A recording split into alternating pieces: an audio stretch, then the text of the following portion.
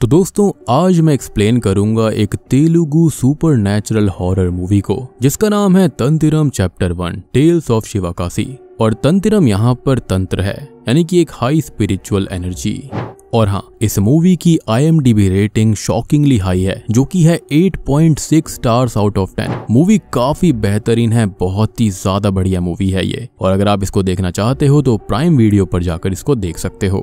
इस मूवी के अंदर हमारे इंडियन ओरिजिन्स की कहानी है और उसके बेस पर इस फिल्म को बनाया गया है, तो मेरे ख्याल से ये काफी ज्यादा मजेदार होगी एंड उम्मीद करता हूँ कि आपको देखने में काफी मजा आएगा। और हाँ, अगर आप चैनल के ऊपर नए हैं तो सब्सक्राइब कर लीजिए क्योंकि ये खाली चैप्टर 1 है इस फिल्म का, चैप्टर 2 भी जल्दी आएगा। तो इन डेप्थ एक्सप्लेनेशन आपको यहीं पर मिलेगी। तो चलिए अब बिना किसी देरी के चलते हैं सीधा वीडियो की तरफ। तो मूवी की शुरुआत होती है एक पौराणिक कथा को दिखाते हुए, जहां पर हमको ये बताया जाता है कि जब समुद्र मंथन हुआ था तब अमृत को निकालने के लिए देव और असुरों ने साथ में काम किया। लेकिन असुरों की शर्त ये थी कि अमृत का हिस्सा उन्हें भी मिलेगा। लेकिन अमृत सही हाथों में जाए उसे सही से हैंडल करने के लिए भगवान विष्णु ने मोहिनी का रूप धारण किया, जो कि उस समय तक की यूनिवर्स की सबसे सुंदर स्त्री थी, जिनको देखकर असुर तो असुर लेकिन देवता भी मोहित हो जाते हैं। और जब ब्रह्मा जी ने मोहिनी को देखा तो उन्होंने भी ऐसी सुंदर कन्या की कभी रचना भी नहीं करी थी। जिसके बाद उनके मन में एक ख्याल आता है कि वो अब मोहिनी से भी ज्यादा सुंदर कन्या को बनाएंगे। अब उन्होंने मोहिनी से भी ज्यादा सुंदर कन्या को बनाया जिसका नाम उन्होंने अहिल्या रखा था। खैर, ब्रह्मा जी ने जवान अहिल्या की जिम्मेदारी गौतम महर्षि को सौंपी, जिनके आश्रम में रहकर अहिल्या ने ज्ञान प्राप्त किया था। और फिर जब वो बड़ी हुई तो वो और भी ज्यादा सुंदर हो गई थी, जिसके बाद ब्रह्मा जी ने उनकी जिम्मेदारी गौतम महर्षि को ही सौंप दिया और उनका विवाह उनसे ही करवा दिया। अब वो दोनों ही हंसी खुशी जीवन व्यतीत कर रहे थे, लेकिन अहिल्या के ऊपर इंद्रदेव मोहित हो गए और फिर उन्होंने अहिल्या को पाने के लिए एक चाल चली। और जब गौतम महर्षि घर से बाहर गए होते हैं तो इंद्रदेव उनका ही रूप बनाकर उनके पास आते हैं, उनके साथ में फिजिकल हो जाते हैं। लेकिन उन्हें वापस जाते हुए असली गौतम महर्षि देख लेते हैं और अब वो इंद्रदेव को कर्ज करते हैं, साथ ही साथ अहिल्या को भी कर्ज दे दिया जाता है। उनकी सुंदरता हमेशा के लिए मिट जाएगी और वो पत्थर बनकर हमेशा के लिए भूख और प्यास से तड़पती रहेंगी। हालांकि यहाँ पर अहिल्या की कोई गलती नहीं थी, लेकिन ऑब्वियस ही बात है कि यहाँ पर गौतम महर्षि ने गलत चीजें समझ ली थी। और सबसे बड़ी बात कि इस कहानी को सुनाने का भी एक सिग्निफिकेंस है जिसके बारे में हम मूवी में आगे जान पाएंगे। और हाँ, ये वाली जो कहानी है यहाँ पर ये फुल डिटेल में नहीं है, मूवी के अंदर इसको थोड़ा सा इंट्रोडक्टरी टाइप का रखा गया है। तो यहाँ पर ये मत सोचना कि ऐसा नहीं हुआ था वैसा नहीं हुआ था, फुल डिटेल में कहानी नहीं है। यहाँ पर खाली एक इंट्रो दिया गया है जो कि हमारी इस मूवी का एक आधार है। खैर, अब यहाँ पर हमारे नैरेटर अजय को दिखाया जाता है जो कि हैदराबाद की एक कंपनी में काम करता है। And man, I love Hyderabad. और हैदराबाद से कौन कौन है कमेंट सेक्शन में जरूर बताना। खैर, अजय यहाँ पर हमको ये बता रहा है कि इंसान की जिंदगी में अच्छे और बुरे दिन दोनों आते हैं जो कि जिंदगी को काफी प्रभावित करते हैं। और कभी कभी बुरे वक्त में ऐसा कुछ भी हो जाता है जो कि लोग सोच भी नहीं सकते। और अक्सर बुरे हालातों से जूझता हुआ इंसान गलत लोगों से मदद ले लेता है जो कि उसकी जिंदगी को तबाह कर देता है। साथ ही साथ वो ये भी बताता है कि कभी कभी छोटी छोटी चॉइसेस हमारी जिंदगी में बड़े बड़े बदलाव ला सकती हैं, जैसा कि इस कहानी में आगे होगा। खैर, तभी हमें अजय और उसके 3 दोस्तों को दिखाया जाता है जो कि पार्टी करने का प्लान करते हैं और गांव से कुछ बाहर साइड एक सुनसान जगह पर जाते हैं। अब यहाँ पर वो मस्ती मजाक और पार्टी करने लगते हैं। तभी वो लोग अजय से एक हॉरर स्टोरी सुनाने का बोलते हैं और वो कहानी सुनाना शुरू करता है जो कि एक जिन की कहानी थी, जिनके बारे में वो ये बोलता है कि वो मूवी या फिर शोज में दिखाए जाते हैं उतने अच्छे नहीं होते, वो काफी बुरे भी हो सकते हैं। अब वो उनके गांव की एक हॉरर स्टोरी सुनाने जा रहा होता है जिसके अंदर जिन का जिक्र है। तो वो उन लोगों को जिन के बारे में बताता है कि जिन को गॉड ने ह्यूमंस के साथ ही बनाया था, जो कि हमारी ही दुनिया के एक पैरेलल साइड में रहते हैं और जो हमको देख सकते हैं, हमारी दुनिया में भी आ सकते हैं। लेकिन हम इंसान ना तो उनको देख सकते हैं ना ही उनके रेल में जा सकते हैं जब तक वो ना चाहें। और जिन्स इंसानों से 10 गुना ज्यादा ताकतवर होते हैं जो कि जब चाहे तब खुद इंसानों को दिख भी सकते हैं, उनको डरा सकते हैं, उनके बीच आकर रह सकते हैं और वो इंसानों का रूप भी ले सकते हैं या फिर राक्षसों का भी रूप ले सकते हैं, उनसे संबंध भी बना सकते हैं। और एक इंटरेस्टिंग चीज कि यहाँ पर जिन्स को आग से बनाया गया है और ये मैंने इसलिए बताया क्योंकि इसका भी सिग्निफिकेंस मूवी में आगे चलकर होगा। और हाँ, ये मूवी के अंदर छोटे छोटे सटल हिंट्स होते हैं जो कि हर कोई नोटिस नहीं कर सकता। यूट्यूब पे काफी सारे ऐसे नैरेटर्स हैं जो कि कहानी को खाली ऐसे ही बता देते हैं लेकिन एक्सप्लेन नहीं करते, तो यहाँ पर सारी चीजें ध्यान रखने वाली होती हैं। और ऐसा मैं क्यों बोल रहा हूँ ये आपको अंत में पता चल जाएगा। खैर, अब सारे जिन्स को इंसानों से दूर रहने और उनको दायरे में रखने के लिए गॉड ने कुछ रूल्स बनाए हैं, जिनके अंदर एक सबसे अहम नियम यह है कि कभी भी कोई जिन इंसानों के साथ इंटीमेट नहीं हो सकता। बेसिकली ये फॉरबिडन है और ऐसा हुआ तो गॉड उसे कभी माफ नहीं करेंगे। तो लगभग सारे जिन्स तो ये रूल मानते हैं, लेकिन कुछ यहाँ पर बहुत ही ज्यादा वियर्ड होते हैं, इविल होते हैं, जो कि अपनी सेक्सुअल डिजायर को पूरी करने के लिए इंसानों के करीब आने की कोशिश करते हैं, उनसे कांटेक्ट करते हैं और अगर किसी ने उनसे कांटेक्ट कर लिया तो वो इंसान उनके ट्रैप में फंस जाता है, जो कि कभी भी उनके लूप से शायद ही बाहर आ पाए। खैर, वो कहानी सुनाना शुरू करता है जो कि 1975 शिवाकाशी के अलीकापुर गांव की है, जहां पर हम आदिलक्ष्मी नाम की एक पटाखों की फैक्ट्री को देख पाते हैं, जिसका मालिक है अधिवन नाम का एक व्यक्ति, जिसे उसकी हाउसमेड आकर एक लेटर देती है जो कि उसकी वाइफ उसके लिए छोड़कर गई थी और वो अपने प्रेमी के साथ शादी करने के लिए सब कुछ छोड़कर भाग चुकी है। अब ये चीज अधिवन को परेशान तो करती है, लेकिन उससे ज्यादा परेशान उसका बेटा बालाचंद्रा है, जो कि अब अकेला है बिना माँ के, जिसका उसे ख्याल रखना है। खैर, वो बाला को काम पर रखता है, जिससे कि धीरे धीरे बाला अपनी माँ को भुलाने लगा और अधिवन ने अपनी बीवी को भुलाने के लिए एक मिस्ट्रेस को रख लिया, लेकिन गांव में ऐसा करना मना था, तो उसने गांव के बाहर एक घर बनाया और वो अपनी मिस्ट्रेस के साथ वहीं रहने लगा। अब धीरे धीरे समय बीतता है और साल 1989 आ जाता है और अब बाला भी बड़ा हो चुका था, जिसके दिल में अब फीमेल्स के लिए काफी नफरत थी। आदिवन भी अब बूढ़ा हो चला था, जिसके चलते वो अपने बेटे बाला को फैक्ट्री की जिम्मेदारी सौंपता है।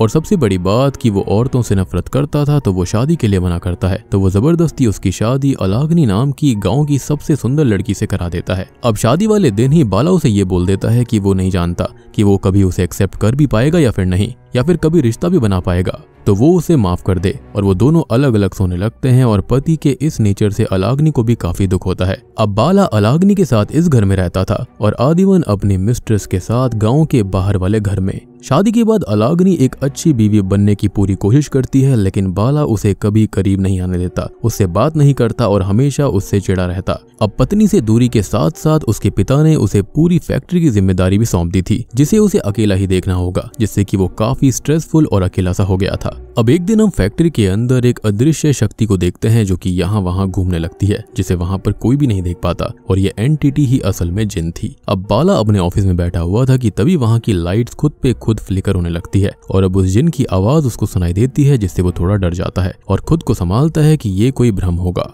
और जिन उससे कहता है कि वो उसके बारे में जानता है और एक बार बाला ने फैक्ट्री में कुछ पैसों की चोरी भी करी थी, जो कि उसके अलावा कोई भी नहीं जानता था, लेकिन जिन जानता है, मतलब वो रियल है और सुपर नेचुरल एंटिटी है। और परेशान होकर बाला ये पूछता है कि वो कौन है, जिस पर वो ये कहता है कि ये मैटर नहीं करता कि वो कौन है, उससे बाला को क्या क्या फायदा हो सकता है ये मैटर करता है। अब बाला डर कर फैक्ट्री से निकल जाता है और थोड़ी देर बाहर घूमता है। फिर वो अपने पिता के घर पर जाता है, जहाँ पर वो उन्हें इस चीज के बारे में बताता है, लेकिन वो उसकी बातों पर यकीन नहीं करते। इनफैक्ट वो उससे ये कह देते हैं कि उसे वहम हुआ होगा और वो फैक्ट्री संभाल नहीं पा रहा है, इसलिए ये बातें कर रहा है और वो खुद ही फैक्ट्री संभाल लेंगे। बेसिकली वो काफी गुस्से में थे।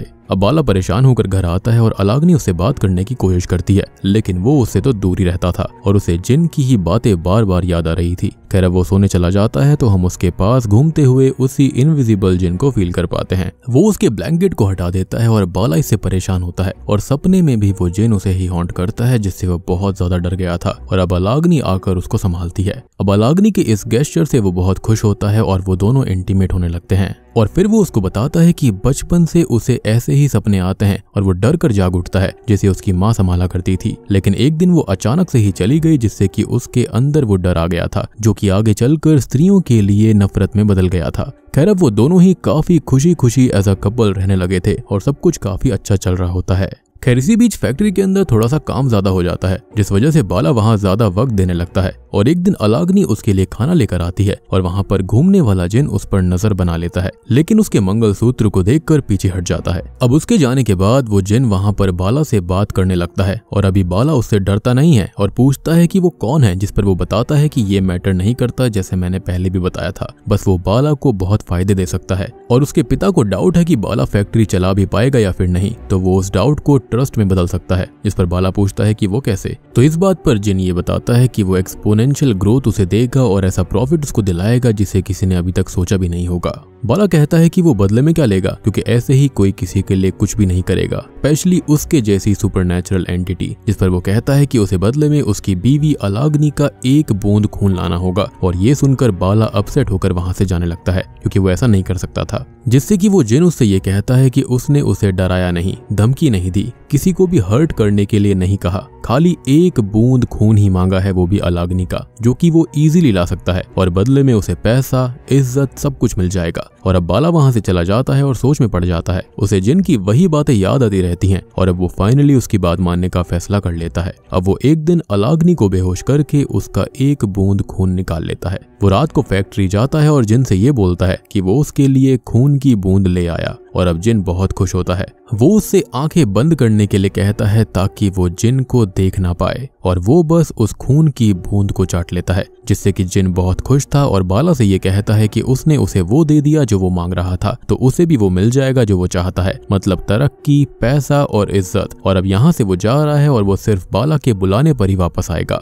तभी हम नोटिस करते हैं कि बाला का बिजनेस बड़ी तेजी से बढ़ने लगता है। गांव के लोग हर छोटी मोटी ओकेजन पर भी उसी से पटाखे लेने लगते, जिससे कि उसे एक साल में हाईएस्ट प्रॉफिट होता है। और उसके पिता भी उससे बहुत खुश थे, काफी प्राउड थे। साथ ही साथ उसने नई फैक्ट्री भी बनवानी शुरू कर दी थी। खैर अब एक दिन वो अलाग्नि के साथ मंदिर जाता है, जहाँ पर वो उसको ये बताती है कि उसने अपने पेरेंट्स को खो दिया था और उसके अंकल ने ही उसे पाला पोसा था, जो कि हमेशा यही सोचा करती कि उसके पेरेंट्स जैसा प्यार उसके हस्बैंड से उसे मिलना चाहिए। और अब वो पॉसिबल हो गया था। और तभी बाला उससे वादा करता है कि वो उसे कभी भी दुख, दर्द और तकलीफ नहीं देगा, उस पर गुस्सा नहीं करेगा और हमेशा उसका साथ देगा। खैर अब सब कुछ अच्छा था, जिंदगी अच्छी थी, मुनाफा बढ़िया था, लेकिन लालच इंसान को बर्बाद कर देता है और बाला भी लालची हो गया था। वो अब फिर से उसी जिन को बुलाता है और मुनाफे के लिए कहने लगता है। वो जिन अब उससे उसकी ही बीवी मांग लेता है, यानी कि अलाग्नि को, जिसको सुनकर बाला के पैरों के नीचे से जमीन खिसक जाती है और वो इस चीज से इनकार कर देता है। और वो उस जिन को जाने के लिए बोलता है, जिस पर जिन उससे ये कहता है कि उसने उसे खाली बुलाने के लिए परमिशन दी थी, लेकिन वो जिन अपनी मर्जी से वापस जाएगा और अगर उसने उसकी बात नहीं मानी तो वो उसे बर्बाद कर देगा। और कई दिन तक जिन उससे अपनी इच्छा बार बार बोलता है, लेकिन बाला उस चीज के लिए राजी नहीं होता। अपनी बीवी, अपनी अलाग्नि को वो जिन को कैसे सौंप सकता था?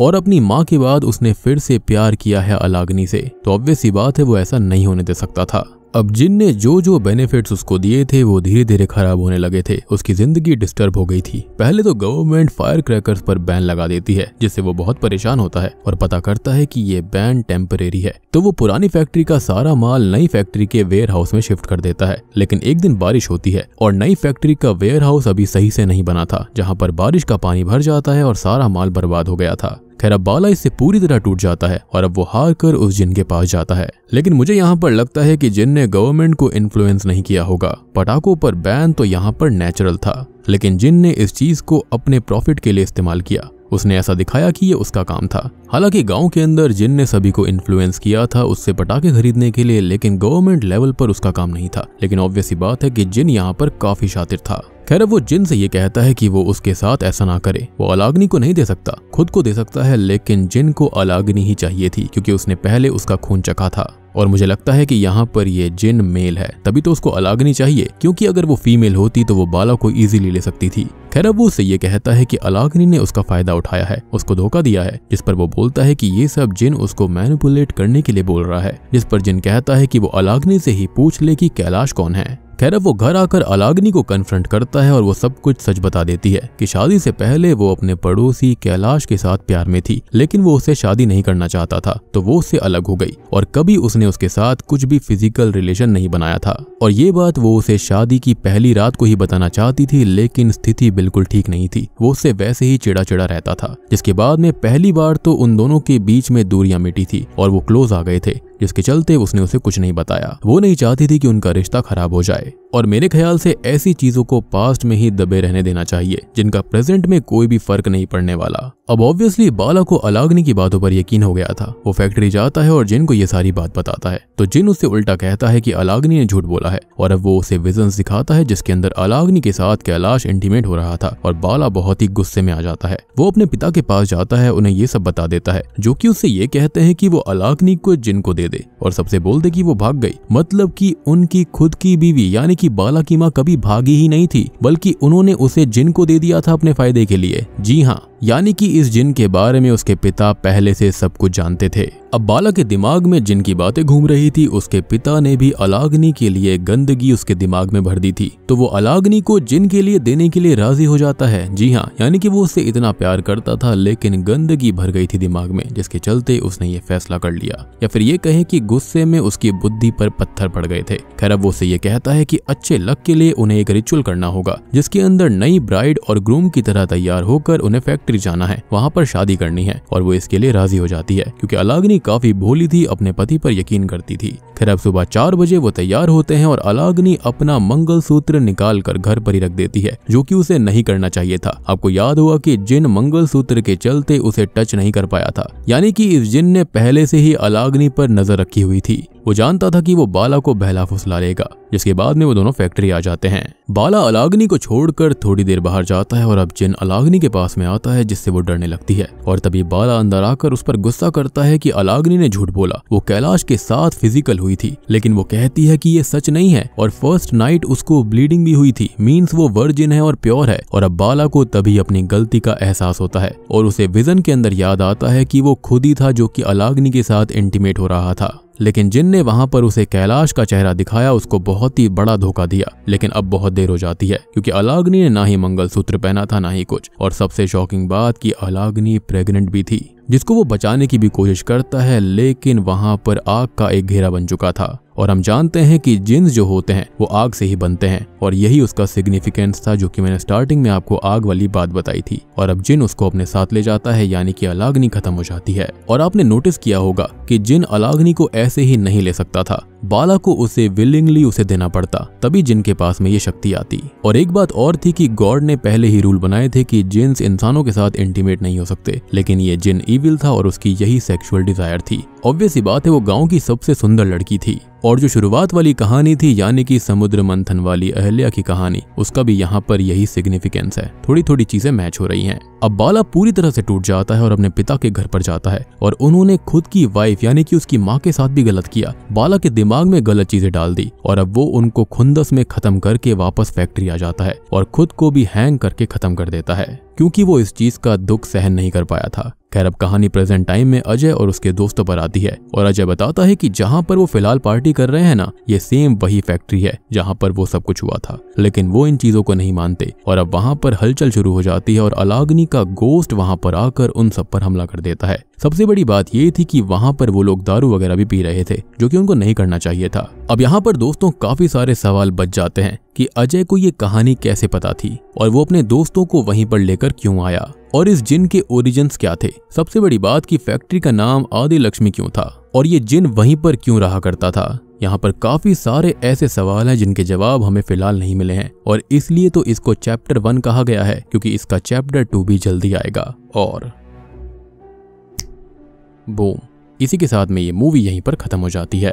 तो दोस्तों ये थी तंतिरम chapter 1 tales of Sivakasi movie की कहानी। अब यहाँ पर जो तंतिरम है ना, वो मेरे ख्याल से तंत्र है, जिसको हम हाई स्पिरिचुअल एनर्जी वगैरह भी कह सकते हैं। लेकिन इस फिल्म के अंदर हमें इविल जिन दिखाया गया है, तो यहाँ पर इसको ब्लैक मैजिक से दिखाया जाएगा। अब देखो, स्टार्टिंग वाली कहानी से मैं समझ चुका हूँ कि यहाँ पर आगे क्या होने वाला है, लेकिन ऑब्वियस बात है मैं सस्पेंस नहीं खोलूंगा। लेकिन अगर आप चाहते हो कि मैं एक थियोरी वाली वीडियो लेकर आऊं जहाँ पर मैं ये प्रिडिक्ट करूंगा कि अगली कहानी क्या होगी, तो जरूर बताना। मूवी काफी इंटरेस्टिंग थी, काफी अलग थी नॉर्मल हॉरर मूवीज से, जिनका कॉन्सेप्ट है काफी बढ़िया है, देखने में काफी मजा आता है। सबसे बड़ी बात कि यहाँ पर काफी सारी ऐसी चीजें हैं जिनके असली पत्ते अभी तक नहीं खुले हैं, जो कि मेरे ख्याल से चैप्टर 2 के अंदर ही होगा। और जैसे ही वो मूवी रिलीज होगी, उसका एक्सप्लेनेशन जल्दी से जल्दी आएगा। तो वीडियो पसंद आई हो तो लाइक कर देना, चैनल के ऊपर नए हैं तो सब्सक्राइब कर लीजिए। तो मैं आप सबको मिलता हूँ अगली वीडियो के साथ में, तब तक के लिए